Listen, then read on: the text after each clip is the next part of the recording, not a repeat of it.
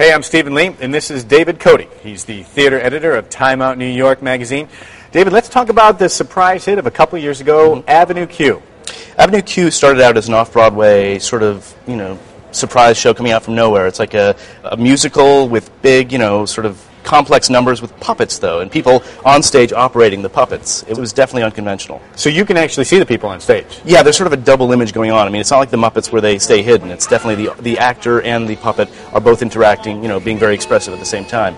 And yeah, it opened at the Vineyard Theater in 2003 and got great reviews, and then decided to make the leap to Broadway, which is a very big risk for off-Broadway shows, which could stay in their venue and run for a while and just sort of have a little thing going on there. Do you think it translates to a bigger venue? Absolutely. I think they resized a couple of the puppets, made them a little bigger or a little brighter, but it's in the John Golden Theater, which is pretty intimate. It's not a sight issue. You can really catch the action, and you don't need an intimate venue for it. I don't want you to give away the ending, okay, that Butler did it or anything, but tell me a little bit about the storyline. Okay, it's about this young puppet named Princeton, who's a recent college graduate, and he, of course, has no money, being a liberal arts graduate. He goes to the East Village to find an apartment and ends up having to go all the way east on Avenue Q to find an affordable place. He finds himself in the company of an eclectic and eccentric bunch of neighbors down there. The tagline that we use here is like, it's Sesame Street meets Rent. It's perfect. Now, this isn't a kid's show.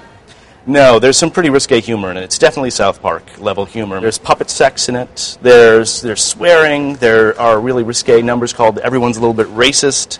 The Internet is for Porn. They're funny songs, but they're definitely, not for kids.